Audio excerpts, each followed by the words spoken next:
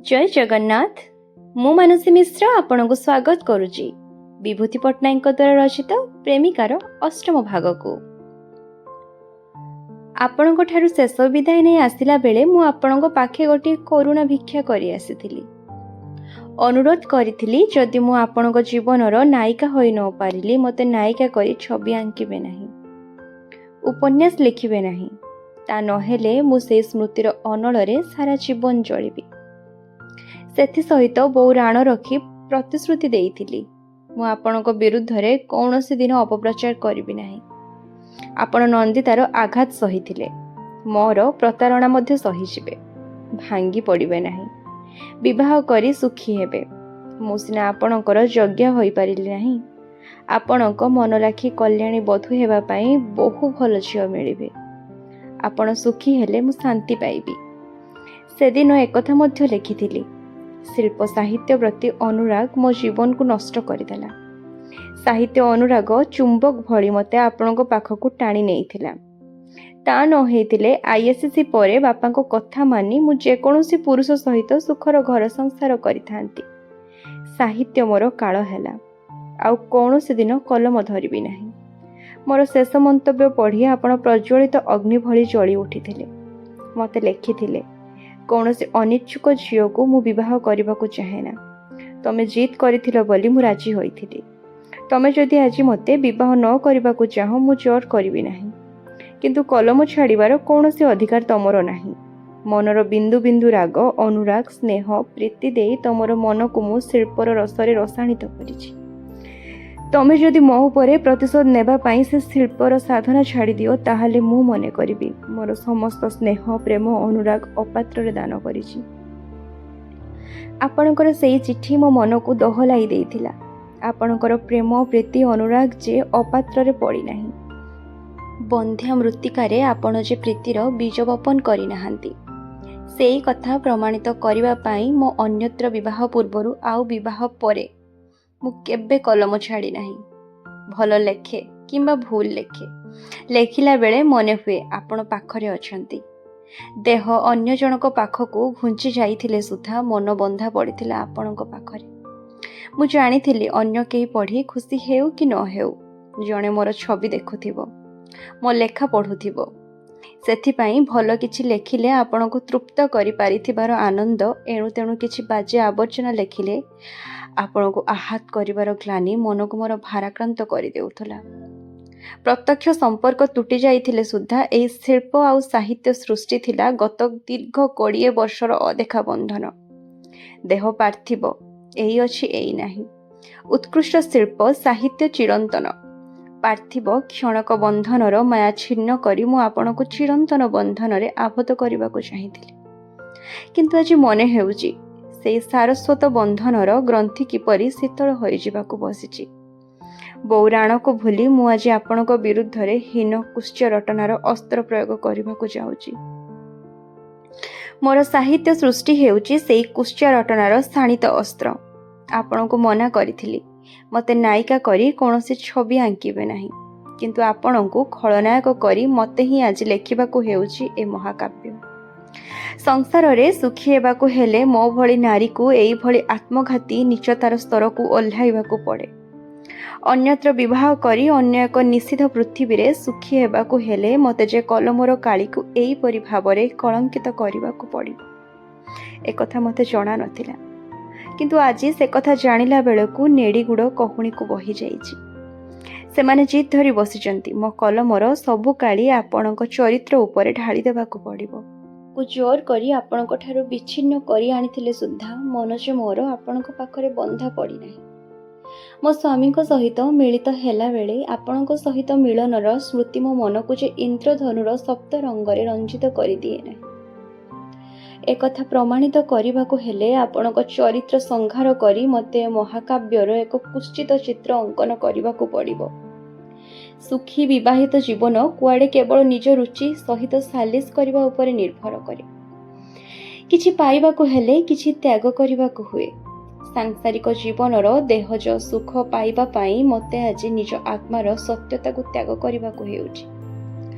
हे मोर सारा जीवनर अदेखा जंत्रणा, आउ केही बुझु कि न बुझु ଆପଣ ତ ଜାଣନ୍ତି, କକ୍ଷଚ୍ୟୁତ ହେବି ପଛେ ଲକ୍ଷ୍ୟଚ୍ୟୁତ ହେବି ନାହିଁ ବୋଲି ଆପଣଙ୍କୁ କବିତା ଲେଖି ଥରେ ଜଣାଇଥିଲି। ଆତ୍ମାକୁ ନିପୀଡ଼ିତ କରି ବାପା ଭାଇଙ୍କୁ ସୁଖୀ କରିବି ନାହିଁ ବୋଲି ଆପଣଙ୍କ ସହିତ ବିବାହ ପ୍ରସ୍ତାବ ଭାଙ୍ଗିଦେଲା ପରେ କଲେଜ ହଷ୍ଟେଲରେ ଥରେ ଆତ୍ମହତ୍ୟା କରିବାକୁ ମଧ୍ୟ ଚେଷ୍ଟା କରିଥିଲି। କିନ୍ତୁ କେଉଁ ଅପଦେବତାର ଅଭିଶାପରେ ମୋ ଜୀବନର ଛବି ଅନ୍ୟ ପ୍ରକାର ହେଇଗଲା। ମୁଁ ଯାହା ଚାହିଁଥିଲି ତା ପାଇଲି ନାହିଁ, ଯାହା ଚାହିଁ ନଥିଲି ତାହା ହିଁ ମୋତେ ମିଳିଗଲା। ସେ ପାଇଥିବା ଜିନିଷକୁ ମୁଁ ଆଜି ହରାଇବାକୁ ଚାହେଁ ନାହିଁ। ସେଇଥିପାଇଁ ମୋତେ ଯଦି ଆପଣଙ୍କ ଚରିତ୍ରକୁ କଳଙ୍କିତ କରିବାକୁ ହେଉଥାଏ ମୋତେ ଭୁଲ ବୁଝନ୍ତୁ ନାହିଁ। ଆପଣ ମୋତେ ଛୋଟ ଖଣ୍ଡ କବିତାର ତଳ ପାହାଚରୁ ହାତ ଧରି ମହାକାବ୍ୟର ଏଇ ଉପର ମହଲାକୁ ଉଠାଇ ଆଣିଥିଲେ। ଆପଣ ଯେଉଁ ରଙ୍ଗ ତୁଳି ମୋତେ ଧରାଇ ଦେଇଥିଲେ ସେଇ ରଙ୍ଗ ତୁଳିରେ ଆପଣଙ୍କ ଛବିକୁ ବିବର୍ଣ୍ଣ କରିବାକୁ ଯାଉଛି ବୋଲି ଆପଣ କ'ଣ ମୋତେ ଦୋଷ ଦେଇପାରିବେ? ଆପଣ ଧୈର୍ଯ୍ୟ ସହିଷ୍ଣୁତାର ଅଚଳ ମହାମେରୁ, କ୍ଷୁଦ୍ର ଲାଭର ପ୍ରଲୋଭନ। କୌଣସି ଦିନ ଆପଣଙ୍କ ଠାରେ ମୁଁ ଲକ୍ଷ୍ୟ କରିନାହିଁ। ଆପଣ ଅନେକ କୁଶ୍ଚାରଟନା ଅପପ୍ରଚାରକୁ ଆତ୍ମସ୍ଥ କରି ବହୁ କୁଶ୍ଚରଟନାକାରିଣୀକୁ ମହତ୍ ଚରିତ୍ର ଭାବରେ ନିଜ ଶିଳ୍ପ ସୃଷ୍ଟିରେ ଚିତ୍ରାୟିତ କରିଛନ୍ତି। ସ୍ୱାମୀ ସନ୍ତାନଙ୍କ ସଂସାରରେ ନିଜକୁ କାଣିଚାଇ ସୁଖୀ କରିବା ପାଇଁ ମୋତେ ଯଦି ନିଜ ଆତ୍ମାକୁ କଷ୍ଟ ଦେଇ ଆପଣଙ୍କ ଠାରେ ମିଥ୍ୟାର କଳଙ୍କ ବଳି ଦେବାକୁ ହେଉଥାଏ ମୋତେ କ'ଣ ଆପଣ କ୍ଷମା କରିବେ ନାହିଁ?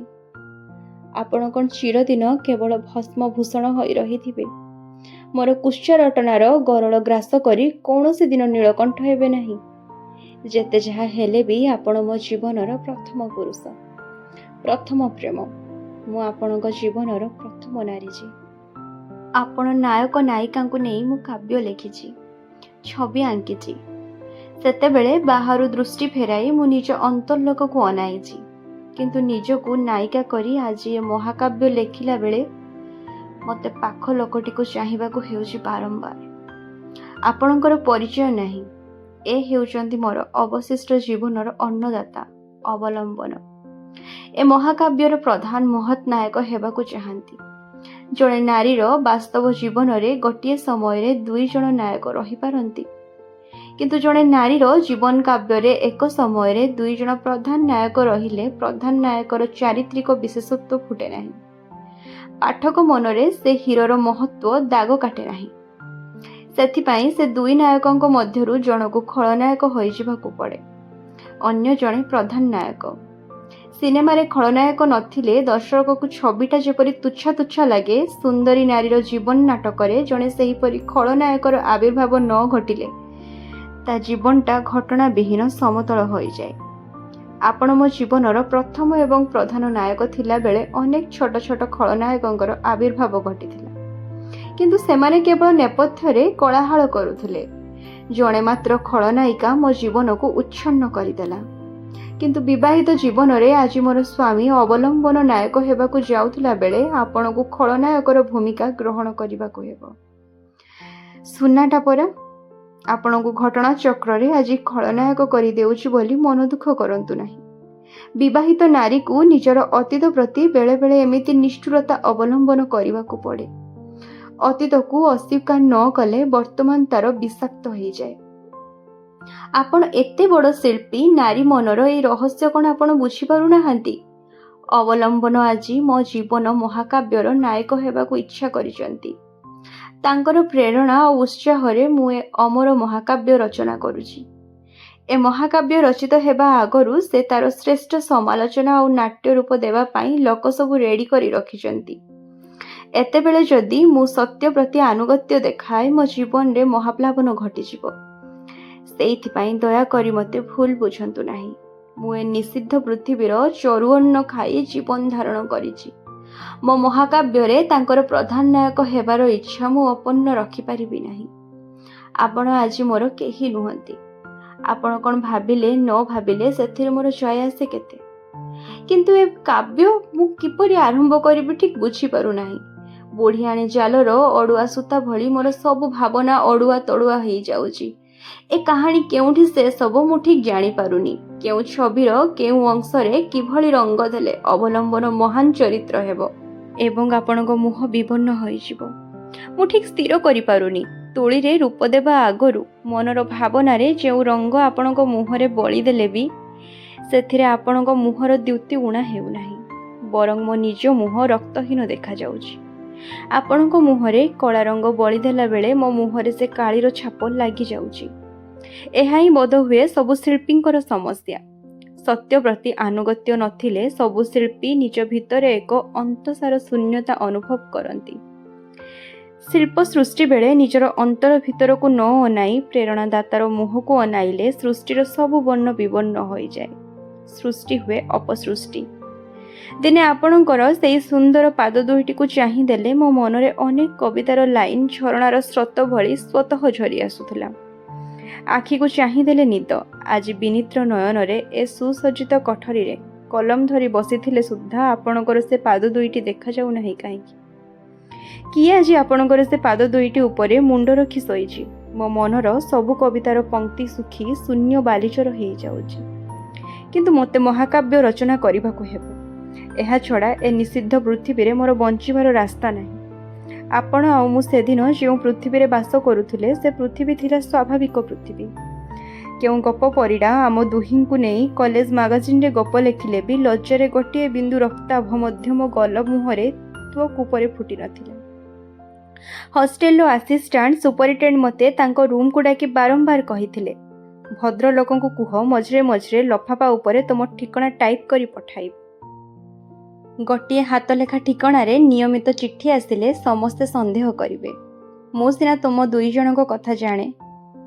ସୁପରିଟେଣ୍ଡେଣ୍ଟଙ୍କ ହାତରେ ଚିଠି ପଡ଼ିଲେ ବଡ଼ ଅସୁବିଧାରେ ପଡ଼ିବ। ସୁପରିଟେଣ୍ଡେଣ୍ଟ ଖୁବ୍ କଡ଼ା। ଭଦ୍ର ମହିଳା ବୋଲି ଜାଣି ସୁଦ୍ଧା ସେଦିନ ମୋର କୌଣସି ଭୟ ନଥିଲା। କାରଣ ଆପଣଙ୍କ ସହିତ ଜଡ଼ିତ କରି କୁତ୍ସାରଟନା ହେଲେ ମୋର ଆନନ୍ଦ, ନହେଲେ ନୈରାଶ୍ୟ। କାରଣ ସେଇଟା ଥିଲା ମୋର ନିଜସ୍ୱ ପୃଥିବୀ। କିନ୍ତୁ ବେଦୁ ଉପରେ ହାତ ଧରି ବାହା ହୋଇଥିଲେ ବି ମୁଁ ଆଜି ଆଉ ଜଣଙ୍କ ନିଷିଦ୍ଧ ପୃଥିବୀର ପଞ୍ଜୁରୀରେ ବନ୍ଦିନୀ, ସୁଖ ପିଆସୀ ସୁଖ ପକ୍ଷୀ। ସେମାନେ ସୁନାର ଥାଳିରେ ଦୁଧ ଭାତ, ରୂପାର ଗିନାରେ ସୁବାସିତ ଜଳ ପିଆଇ ମୋତେ ସୁଖରେ ରଖିଛନ୍ତି। ସେମାନେ ମୋତେ ଯେଉଁ ହରିନାମ କୃଷ୍ଣନାମ ଶିଖାଇବେ ସେଇ ବୋଲି ନ ବୋଲିଲେ ମୋର ଯେ ଏ ଚିକ୍ ଚିକ୍ ବୈନ୍ଦର୍ଯ୍ୟ ମଣିଖଚିତ ଡେଣା କଟିଯିବ। ତେଣୁ ସେମାନଙ୍କ ବୋଲ ମାନି ମୋତେ ଆଜି ରାବିବାକୁ ପଡ଼ୁଛି। ଆପଣଙ୍କ ନାମ ଉଚ୍ଚାରଣ ଏ ପୃଥିବୀରେ ନିଷିଦ୍ଧ। ଆପଣଙ୍କ ଉଦ୍ଦେଶ୍ୟରେ ଯେଉଁ କଟୁବାଣୀ ଉଚ୍ଚାରଣ କରୁଛି, ହେ ମୋର ଏକଦା ହୃଦୟ ସର୍ବସ୍ୱ, ସେଇଟା ମୋ ହୃଦୟର ଭାଷା ବୋଲି ଭାବନ୍ତୁ ନାହିଁ। ଅବଲମ୍ବନ କାବ୍ୟ ରଚନା ପାଇଁ ମୋତେ ଉତ୍ସାହ ଦେବାକୁ ଏକ ଲୀଳାୟିତ ଭଙ୍ଗୀରେ ଠିଆ ହୋଇଛନ୍ତି। ଏଇ କେତେ ବର୍ଷ ଧରି ଆପଣଙ୍କ ସହିତ ମୋର ସମ୍ପର୍କ ସମ୍ବନ୍ଧରେ ଅପପ୍ରଚାର ଶୁଣି ଖୁବ୍ ଅପମାନିତ ବୋଧ କରିଛନ୍ତି। ମୋତେ ପ୍ରେରଣା ଦେଉଛନ୍ତି ସେ ଅପମାନର ପ୍ରତିଶୋଧ ନେବା ପାଇଁ। ମୁଁ ଯେଉଁ ବୟସରେ ଆପଣଙ୍କୁ ପ୍ରେମ କରୁଥିଲି ସେ ବୟସରେ ମୁଁ ଗୋଟିଏ ଛୋଟ କୁନ୍ମୁନି ଛୁଆ ଥିଲି। ମୋ ସାନ ଝିଅଠୁ ବି ସାନ। ଛୋଟ ଛୁଆଙ୍କୁ ଲଜନେସ୍ ଦେଇ ଯେପରି ଭୁଲାଇ ଦିଆଯାଏ, ଚିଠି ଲେଖାର ଭାଷାରେ ଯାଦୁମାୟାରେ ଆପଣ ସେହିପରି ମୋତେ କୁଆଡ଼େ ଭୁଲାଇ ଦେଇଥିଲେ। ଆମ ଦୁଇ ଜଣଙ୍କ 3 ବର୍ଷର ପ୍ରେମ ଆଉ 3 ବର୍ଷର ପ୍ରତୀକ୍ଷାରେ ମୋର କୌଣସି ହୃଦୟର ଆବେଦନ ନଥିଲା। ଥିଲା ମୋତେ ଭୁଲାଇ ଦେଇଥିବା ଯୋଗୁଁ ଆପଣଙ୍କର ଅପରାଧ।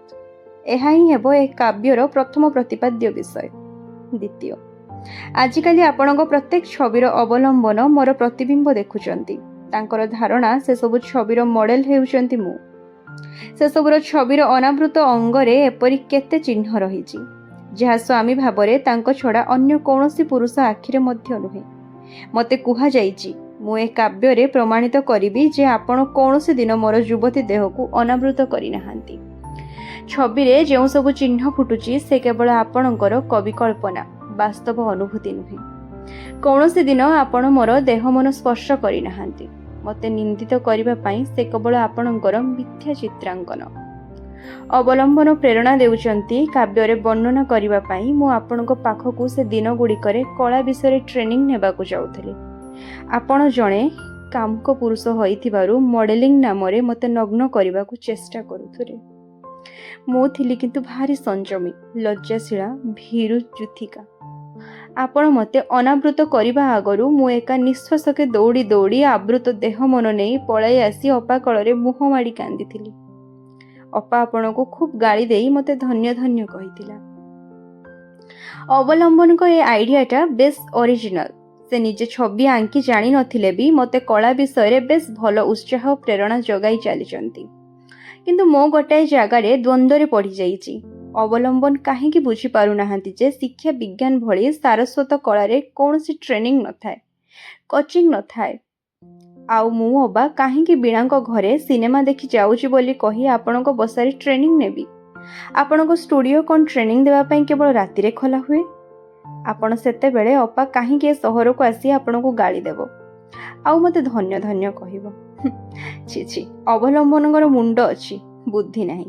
କିନ୍ତୁ ସ୍ୱାମୀ ଦେବତାଙ୍କୁ ତ ଆଉ ମୁହଁ ଖୋଲି ଏସବୁ କଥା କହି ହୁଏ ନାହିଁ। ମୁଁ ଏ ମନର କଥାକୁ ତଣ୍ଟି ପାଖରେ ଢକି ନେଉଛି। ଅପାକୁ ଏ ଘଟଣାକୁ ବାଦ୍ ଦେବାକୁ ପଡ଼ିବ। ଅବଲମ୍ବନ ଯାହା ଭାବିଲେ ପଛେ ଭାବନ୍ତୁ। ତୃତୀୟ, ସାହିତ୍ୟ ଶିଳ୍ପ କ୍ଷେତ୍ରରେ ମୋ ପ୍ରତିଭାର ବିକାଶ ପାଇଁ ପ୍ରଲୋଭନ ଦେଖାଇ ଆପଣ ମୋତେ କୁଆଡ଼େ ପାଖକୁ ଟାଣି ନେଇଥିଲେ। ମୁଁ ଆପଣଙ୍କ ପାଖକୁ ଗୋଟାଏ ପାଣ୍ଡୁଲିପି ପଠାଇଥିଲି ପଢ଼ି ସଂଶୋଧନ କରି ପ୍ରକାଶ ବ୍ୟବସ୍ଥା କରିବା ଲାଗି। କିନ୍ତୁ ସେ ପାଣ୍ଡୁଲିପି ଛାପା ହେବା ଆଗରୁ ଆମର ଧୂଳିଘର ଭାଙ୍ଗିଗଲା। ମୁଁ ସେ ପାଣ୍ଡୁଲିପି ଫେରସ୍ତ ନେଇ ଆସିଲି। ସେ ପାଣ୍ଡୁଲିପିରେ ଆପଣ କେଉଁଠି କିଛି ଦାଗ ମାରି ନାହାନ୍ତି। ମୋର ଶିଳ୍ପୀ ପ୍ରତିଭାର ବିକାଶରେ ଆପଣଙ୍କର ଯେ କୌଣସି ଦାନ ନାହିଁ।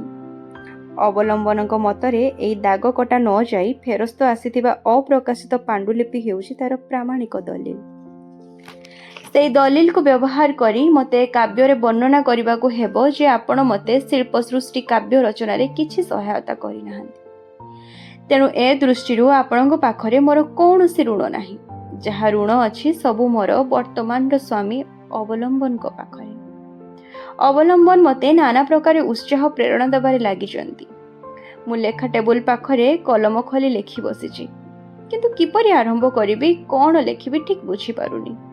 ମୋ କଲମରୁ କିପରି କାଳି ଶୁଖି ଆସିଲା ଭଳି ଲାଗୁଛି। କୌତୂହଳୀ ଦୃଷ୍ଟି ନେଇ କଲମ ମୁନରୁ ଆପଣଙ୍କ ବିରୁଦ୍ଧରେ କିପରି ବିଷବୃଷ୍ଟି ହେବ, ସେ କଥା ଦେଖିବା ପାଇଁ ସ୍ୱାମୀ ମୋର ଅପଲକ ଆଖିରେ ଚାହିଁ ରହିଛନ୍ତି।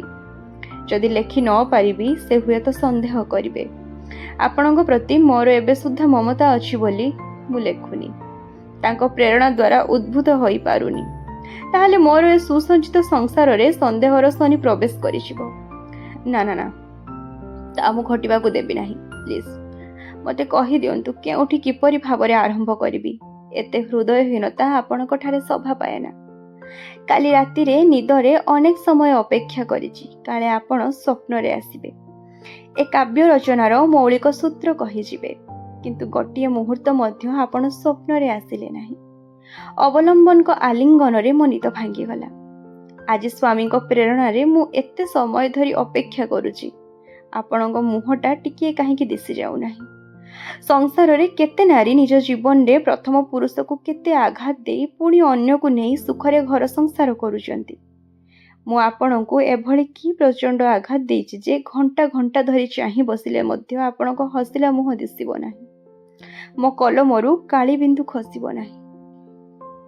ଯଦି ଆପଣମାନଙ୍କୁ ପ୍ରେମିକାର ଅଷ୍ଟମ ଭାଗର ଉପସ୍ଥାପନା ଶୈଳୀ ପସନ୍ଦ ଆସିଥାଏ ତେବେ ନିଶ୍ଚିତ ଭାବରେ ଭିଡ଼ିଓଟିକୁ ଗୋଟେ ଲାଇକ୍ ଏବଂ ଚ୍ୟାନେଲଟିକୁ ସବସ୍କ୍ରାଇବ୍ କରିବାକୁ ଜମା ବି ଭୁଲିବେନି।